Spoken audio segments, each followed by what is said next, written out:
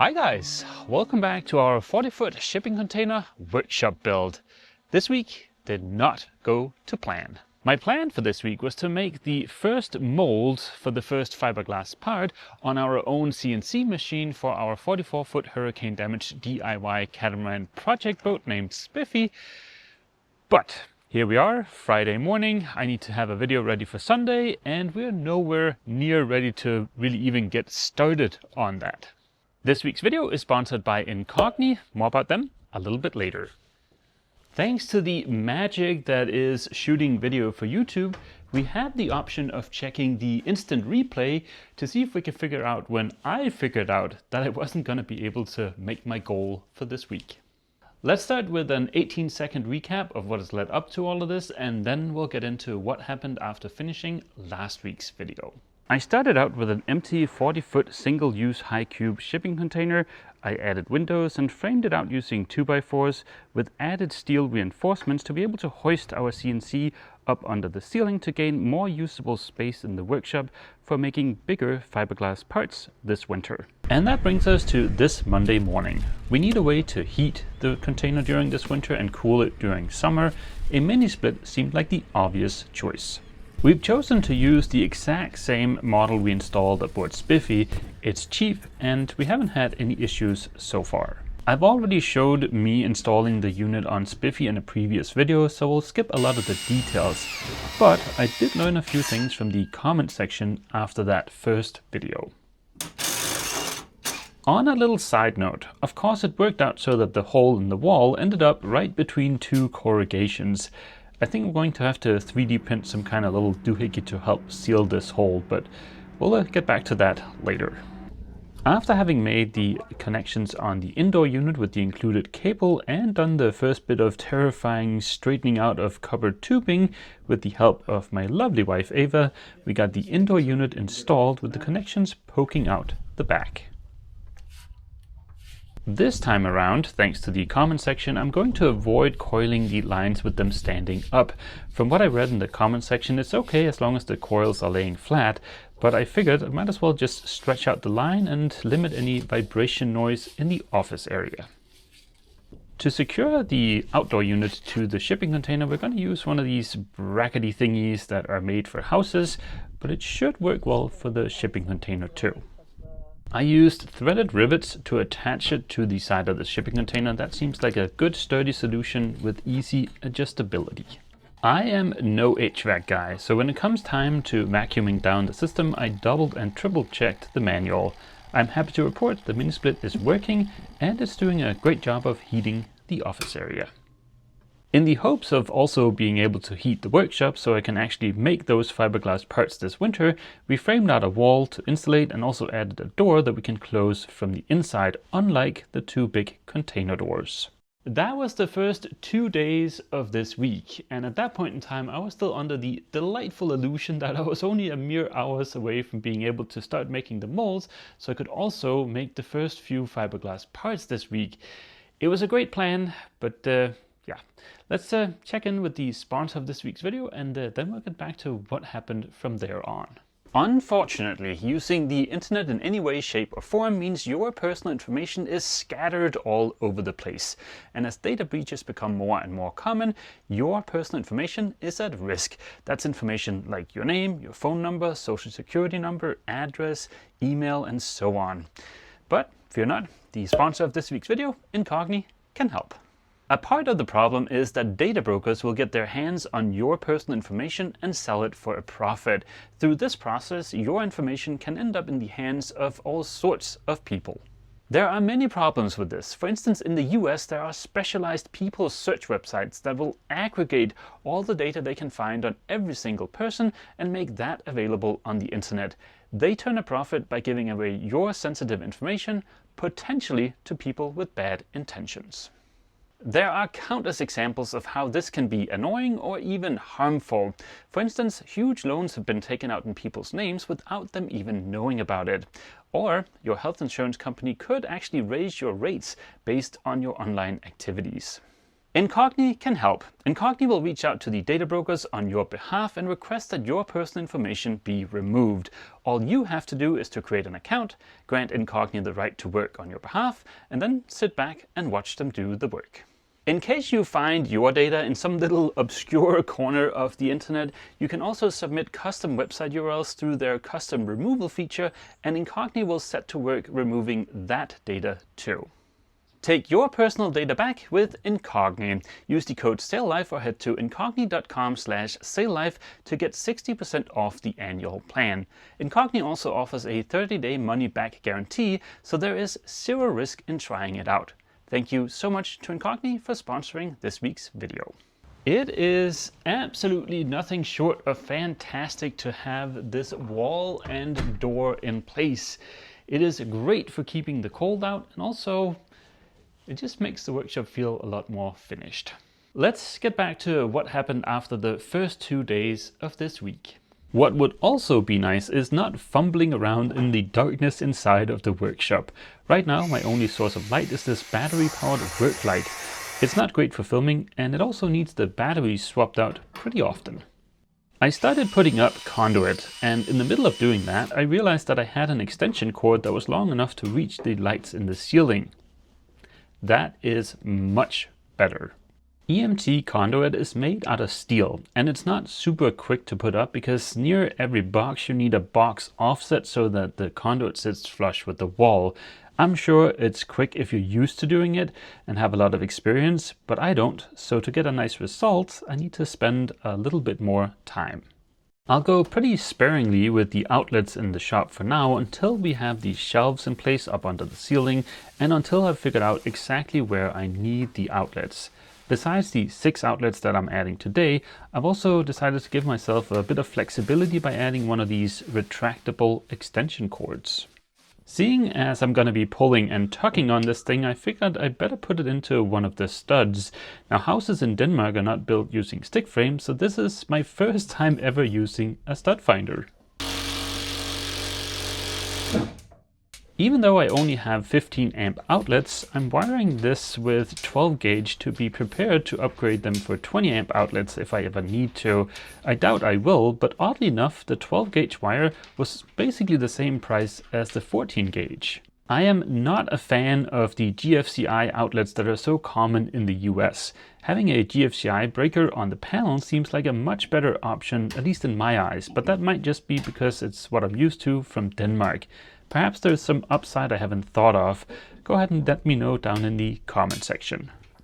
And just like that, I could disconnect the trip hazard of an extension cord and plug the lights into the intended outlet.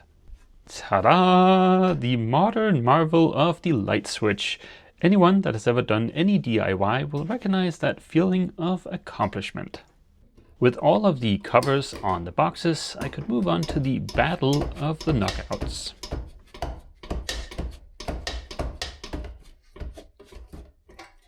The astute viewer will no doubt notice the 6 gauge coming into my lovely grey box that isn't run in conduit yet. It's simply because I'm waiting for some fittings. Fear not, it will get fixed. To get started designing the part I wanted to make this week, I need to get my computer up and running as Fusion is a little iffy on my Mac. That means I need somewhere to put my computer, so I figured I better put up a quick shelf. The simple shelf quickly feature creeped into this contraption, which wasn't really a quick shelf because it also needed filler and paint. And speaking of feature creep, before putting my big computer monitor in place, it would be great to get the sound paneling behind it so I won't have to move it again. So yeah, let's just do that real quick. Isn't feature creep just delightful? And that brings us pretty much up to date. Now, I love my little office here. I still have to do a bit of cable management and stuff, but yeah, here we are on a Friday and I need to get a video ready for Sunday. We still need to get this little cheap $40 used fanless PC set up to be the dedicated CNC machine. We also need to get the VFD and the brain box mounted on the frame. And my CAD skills are a little bit dusty, so it'd be great if I could have internet here inside of the box so I can look up tutorials while I'm modeling the part. Besides that bit of setup stuff, which technically we could forge ahead without it, but I'd like to get it done so that this is a workshop that's ready to use, we also need at least a day or so to make the actual mold. The mold gets made out of some high density foam, then that gets coated with a type of coating that needs a bit of time to cure, and then after all that is said and done and I've prepped the mold, I also need at least an overnight cure for the epoxy in the fiberglass part I'm going to be pulling from the mold to cure. So yeah, in short, we're kind of out of runway for this week. As much as I was actually looking forward to making the mold this week, I'm also excited to finally be kind of done with the workshop and stuff. So let's forge ahead and start with this CNC controller PC. I'm not entirely sure about the specs on this PC. It is a Dell Wise 5070, that's how you pronounce that. The main reason I chose this was because it was cheap. It was 40 bucks on Amazon and it's fanless. And I pictured this running out in the workshop where there's going to be some dust and stuff, so not having a fan should help. To use with the cheapo PC, I picked up a cheap and cheerful USB-C touchscreen doodad off of Amazon. This was not a lot of money, and I'm hoping I can install this thing next to the CNC on the wall. After having found the appropriate USB-C cable, I'm delighted to report that the PC and the screen seem to be working flawlessly, although the PC is definitely no speed demon, but what can you expect for $40? I was slightly surprised to find out that the PC doesn't have Wi-Fi. Luckily I had the Carbide 3D control software on a USB drive. The plan is to mount the screen close to the CNC, but it'd also be nice to have a way of looking at the spindle while jogging it. This $9 numpad should do a good job, and it has delightfully clicky keys. The cheap touchscreen is not meant to be installed directly on a wall, but that seems like something Mr. CNC can fix real quick with a bit of measuring and some design work. This is exactly why it's nice to have a wireless way of jogging the spindle. And this is why I really want to mount the screen up on the wall next to the CNC. Mr. CNC quickly plowed through this beautiful Baltic birch to reveal the nougaty center inside. While he was busy doing that, I wanted to test to see if I could connect to the Wi-Fi at the marina with this delightfully looking techie box. The answer was sadly a resounding no. I know there is a different Wi-Fi network here in the yard area, but I don't know if it is for public consumption, so I'll have to check up on that. If not, then I think our only other choice here is something like Starlink. There doesn't really seem to be much of any cellular coverage. In much more positive news, our little screen holder doohickey here is done. Now we just gotta see if Captain Dum Dum has visited us or if it'll actually work. I borrowed a piece of 320 grit sandpaper from Dave, and if you look at that fuzz, oh, that is so freaking nice. I mean, we should probably test to see if this thing fits before I spend too much time polishing a turd, but yeah, let's double check if it fits. Okay, so it's supposed to go like this. Wait.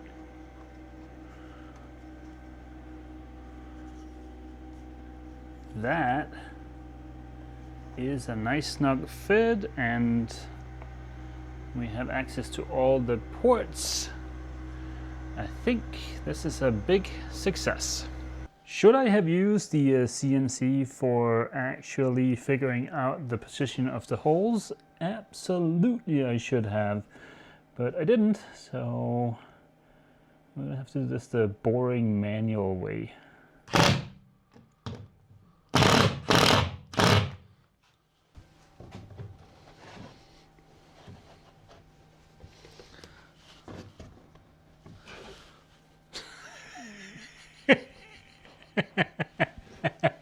Okay, it's not the end of the world, but it is such a nice snug fit that the thing won't slide in because of the power button and whatever this button is over here. So I'm gonna have to put it in there before screwing the mount in place. We'll chug that up to being an anti-theft feature now that you can't remove the thing without unscrewing it. But yeah, this is gonna be awesome. Rather than using boring old plywood for the VFD and the control box mounts, I figured I'd try some starboard-like material. And would you look at how simple it is to control the CNC with the screen mounted right next to the wall instead of crouching down on the floor behind the machine?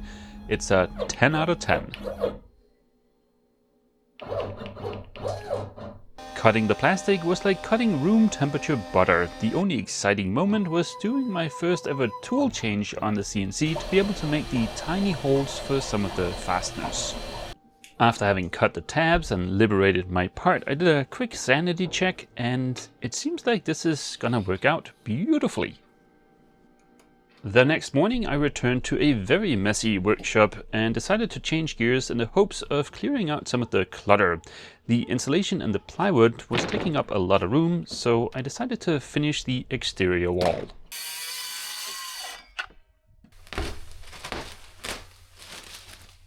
The water saw from last week's video is also fantastic for cutting rock wool, it turns out. I cut all of the pieces to be a nice snug fit and insulated the whole wall with about half a bag of rock wool left over.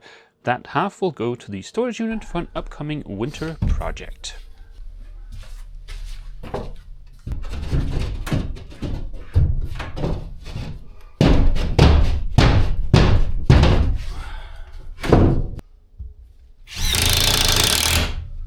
Not only did I get insulation put up and the plywood, I also tidied up a little bit in here and dropped off a bunch of stuff at the catamarains. Now we actually have a bit of elbow room again. But let's circle back to these two mounty platey thingies from last night. While I was dropping off stuff in town, I swung by the hardware store and picked up some little fasteners that will hopefully line up. It is almost perfect. The two holes on the back lined up perfectly, so that's awesome. But I placed the holes for these guys just a little bit too close to be able to slide them in with the VFD in place. So to get those in, we have to, well, put them in before the VFD goes on. It's not the end of the world. We'll just do that. And we should still be able to get this guy in there and turn them. So I think we're good to go. For the VFD, we've got oodles of cable length, so we'll put that out of the way over here. Well, the positive news is that the mounting holes on the back of the brain box lines up perfectly with my holes. It's on there nice and secure. I did get the center of it a little bit wrong, as you might be able to see there's more space here than over here, but yeah, that's just a cosmetic issue. The real star of the show are these slidey T-nuts here, which you can add to your 80/20 after you've assembled it. So you just kind of pop it in there, get it roughly lined up, and then there's a set screw you can tighten. And just like that, we have all of the boxes out of the way and the cables nicely zip tied. Yesterday I did that quick little test to see if we could get the Wi-Fi from the dock. We couldn't, but I've since then gotten the super secret password for the yard Wi-Fi, which is for public consumption, it turns out. It's just nobody has ever really used it. So yeah, we have it. Now let's set up some boxes. Yesterday I tested the yard Wi-Fi with this guy in repeater mode. I used him both inside the shipping container and outside of the shipping container. And as soon as I had him inside of the shipping container, the speed dropped to about a third. And that is why I said boxes in plural. I want to see if we can have this guy sit outside of the shipping container and connect to the yard Wi-Fi, and then use this guy as kind of a router inside of the container. The second box here is a gift from our friends George and Alyssa, whom we met at, I think it was maybe my second meetup ever for the channel in LA, a million years ago, basically. So thank you so much to George and Alyssa for the gift of being able to watch tutorials about the CAD stuff next week. I am fully aware that I could just slap some external antennas on one of these boxes and put those outside of the shipping container, but yeah, we're gonna try and do this instead. I plumped down in my office chair and dove into the configuration. For being a $250 bit of consumer network gear, the web interface in this was actually not horrible. The trickiest part of the Wi-Fi mini project was trying to figure out where to drill the holes so I didn't end up in a stud or the double top plate, while also being on the top of the corrugation to be able to seal around the gland from the outside. With much double checking and fingers crossed, I'm happy to report the hole placement was flawless. I got everything installed with plenty of silicone and made sure to spray foam around the Ethernet cable to avoid any condensation issues. While messing around outside, I figured I might as well beautify our mini split a little bit. I ordered a cheap piece of trim kit from Amazon. It turned out they were a little bit optimistic in the way they measure the length of that kit. They seem to have included the length of every single corner and flexible doohickey included, and I mainly just need straight bits. That left me short by about 3 or 4 feet. I've ordered a couple of extra pieces. That should be a quick add next week. At least our lines are now better supported and kinda out of the way. I'm happy to report our little Wi-Fi box adventure seems to have been successful. We now have very respectable speed internet here inside of the shipping container. This week didn't really go according to plan, but I'm happy with what I got done. Like, we now have heat, we have the wall and the door in, so we can actually heat this space and get out of the weather. We also got the CNC machine a little bit more organized, and we got the dedicated controller for it. And I've also done some stuff that I didn't film, like for instance, I put up the plywood here over the inverter chargers to protect them from the dust. Oh yeah, and we also got the outlets wired up here in the workshop. We got lights, we got Wi-Fi. Despite it not being the plan for this week, I think this was a good week. And that is going to be it for this week's adventure here in the shipping container. Next week, I swear, we'll get to make that first mole and the first part from our own CNC. Unfortunately, Ava is back to gallivanting around the world with her sister, so for this ending, it is just gonna be me. So yeah, on that sad note, I hope to see all of you guys back here inside of the box next week for fiberglass parts. As always, feel free to leave a comment down below, and don't forget, if you've enjoyed this video, please remember to leave a like. See you! And before we forget, thank you so much to Incogni for sponsoring this week's video.